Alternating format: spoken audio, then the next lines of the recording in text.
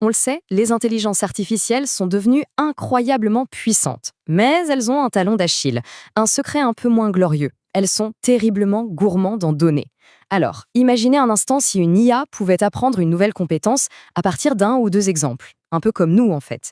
Eh bien, c'est exactement la promesse du méta-apprentissage. Allez, on décortique ça ensemble. Alors, voilà notre feuille de route. On va commencer par le problème de base, cette soif de données. Ensuite, on explorera ce qu'est vraiment le méta-apprentissage et comment il fonctionne.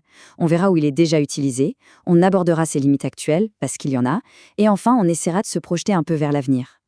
Pour bien piger l'intérêt du méta-apprentissage, il faut d'abord poser le décor. Et le décor, c'est un défi absolument majeur pour l'IA moderne. Les modèles de deep learning d'aujourd'hui, ce sont de vrais ogres.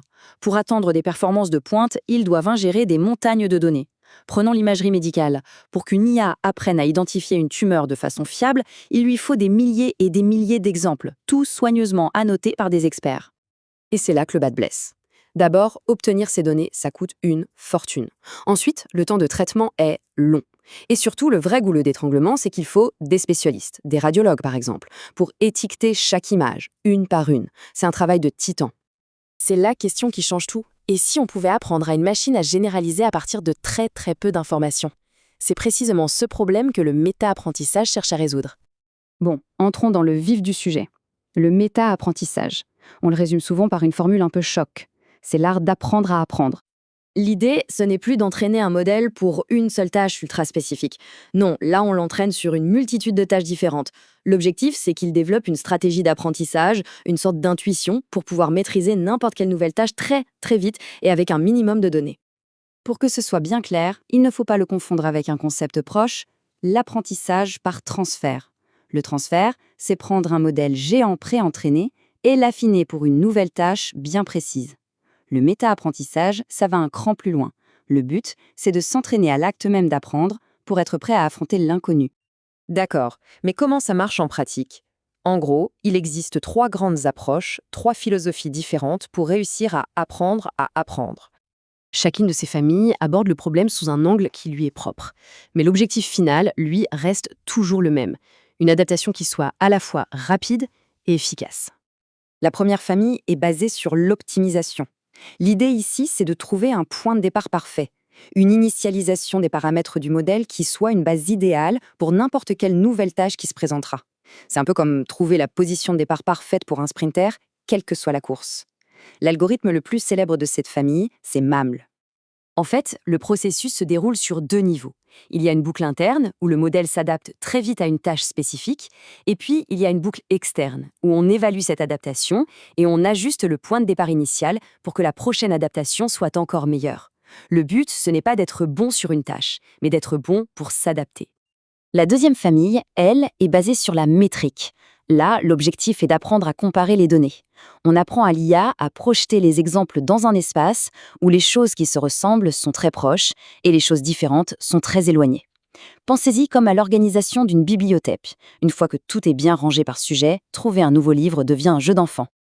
Et enfin, on a l'approche basée sur le modèle. Ici, c'est un peu une boîte noire. On utilise un seul gros réseau de neurones qui ingère directement les quelques exemples d'une nouvelle tâche et qui sort directement la prédiction. C'est le modèle lui-même qui apprend tout le processus d'apprentissage en une seule passe. Bon, à cette théorie, voyons maintenant où est-ce que tout ça prend vie. L'exemple classique, c'est la classification d'images few shot, c'est-à-dire avec très peu d'exemples.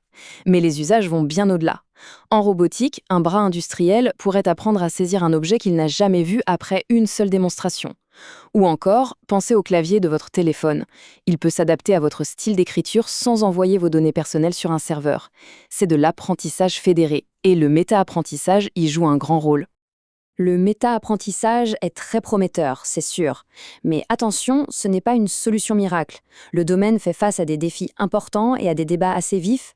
Cette citation, elle met le doigt sur un point absolument crucial. La performance d'un méta-algorithme dépend énormément du type de nouvelle tâche qu'on lui soumet au moment du test. Alors, qu'est-ce que ça veut dire ID et OOD? En intradistribution ou ID, les nouvelles tâches ressemblent beaucoup à celles que le modèle a vues pendant l'entraînement. En hors distribution OOD, les nouvelles tâches sont radicalement différentes. Pour faire simple, c'est la différence entre apprendre à reconnaître des chats et des chiens, puis être testé sur une nouvelle race de chiens, Ça, c'est ID, ou être testé d'un coup sur la reconnaissance de voiture. Et ça, c'est OED. Et ça change absolument tout. Regardez un peu ces résultats. Protonet, une méthode basée sur la métrique, est la meilleure quand les tâches de test sont similaires aux tâches d'entraînement. Mais regardez MAML, basée sur l'optimisation. Elle s'en sort beaucoup mieux quand les tâches deviennent très différentes, en OOD. La conclusion, c'est qu'il n'y a pas un meilleur méta-algorithme dans l'absolu.